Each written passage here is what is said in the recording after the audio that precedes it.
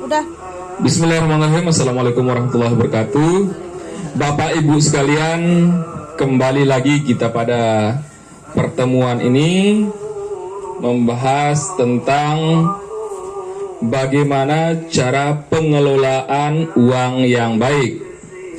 Jadi ibu bapak sekalian, untuk lebih jelasnya kita akan mulai menonton film di sini Bu ya. Tolong ibu bapak perhatikan baik-baik.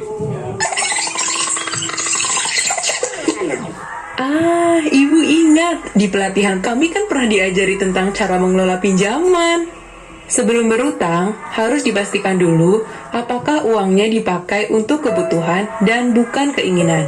Apakah ada cara lain agar kita tidak perlu berutang? Apakah kita mampu membayarnya kembali nanti? Dan apakah cara mencicilnya sesuai dengan kondisi pendapatan kita? Kita harus membandingkan dan memilih tempat meminjam yang sesuai dengan kebutuhan dan kondisi kita. Pilihlah tempat peminjam yang menawarkan total pengembalian terkecil dan koperasilah pilihan saya. Sayangnya, saya tidak punya simpanan di koperasi sehingga tidak berhak meminjam di sana. Terpaksa saya ke tempat peminjam berikutnya, yaitu kelompok arisan simpan pinjam. Untung ibu-ibu mengerti kondisi darurat yang kami hadapi dan sepakat meminjamkan Rp500.000 meskipun tabungan saya masih sedikit. Pinjaman boleh dikembalikan sekaligus saat jatuh tempo 4 bulan lagi. Sistem ini pas sekali dengan kondisi pendapatan kami. 4 bulan lagi, Pak Rusli ada kerjaan borongan dan saya bisa ngeburu karena musim panen.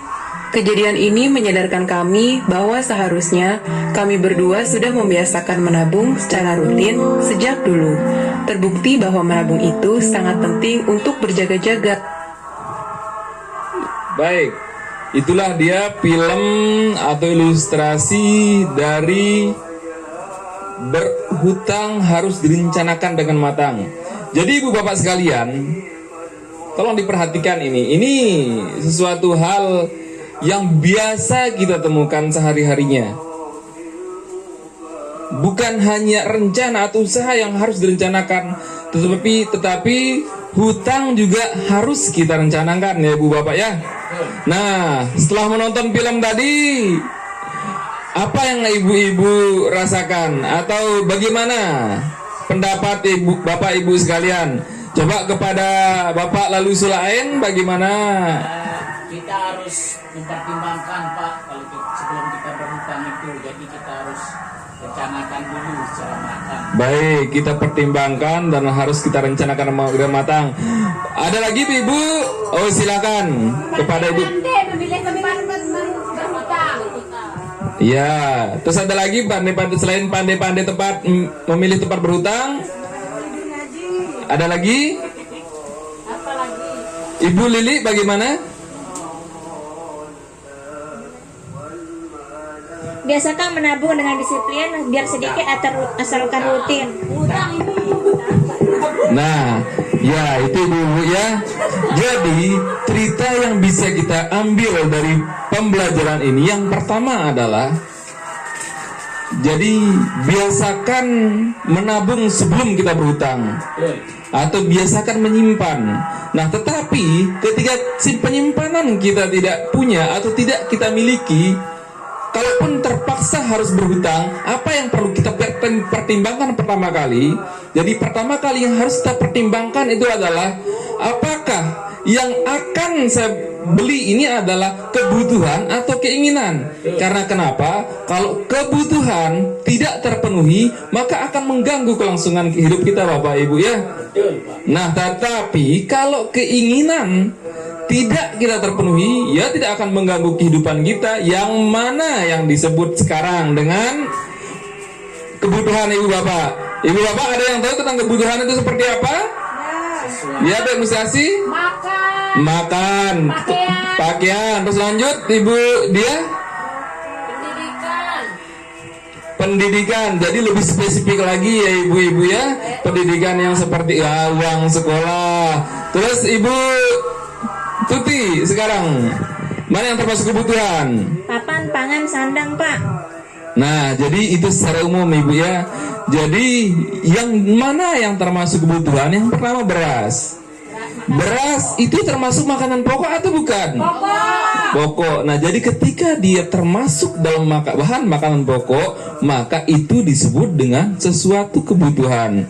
Sekarang saya tanya sama ibu-ibu, membayar listrik itu termasuk kebutuhan atau enggak? Kebutuhan ya ibu bapak ya.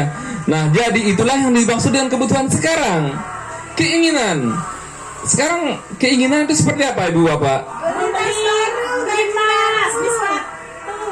Nah, membeli emas, membeli sepatu, terus membeli sapi, membeli motor, itu termasuk keinginan dari kita ya ibu bapak ya. Kenapa? Kalaupun kita tidak membeli tas, maka tidak akan berpengaruh apapun bagi kehidupan kita. Beda halnya ketika kita makan, tidak ada makanan, apa yang terjadi? Kita lapar, ya matilah kita. Nah, selanjutnya, kalaupun akan kita berhutang seperti itu, misal kita kurangan uang karena memang tidak ada beras di rumah, maka bagaimana cara kita berhutang? Yang pertama yang harus Bapak Ibu pertimbangkan adalah carilah tempat meminjam yang angsuran atau suku bunganya paling terkecil. Contohnya di mana Ibu? Tempat meminjam itu di mana saja coba saya tanya? Pertama di tetangga, koperasi, apalagi bank, terus bank pasar, apalagi.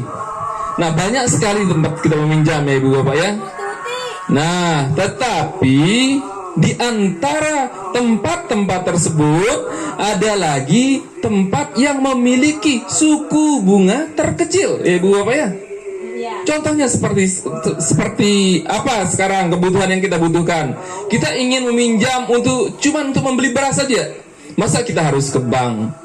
Di manakah tempat paling dekat? Ya di tetangga kita ya Bu Bapak ya. Kalau itu cuma untuk membeli beras. Tetapi ketika kita ingin membeli suatu hal yang lebih besar lagi, tetapi itu termasuk dalam kebutuhan kita, maka bisa kita pinjam di koperasi ataupun bank-bank yang memiliki suku bunga terkecil. Misalnya sekarang bisa jadi di bank itu ada istilah KUR ya ibu bapak ya, kredit usaha rakyat. Nah itu dia. Jadi tetapi dari kisah Ibu Lili tadi, apa yang kita bisa ambil hikmahnya di situ Ibu Bapak?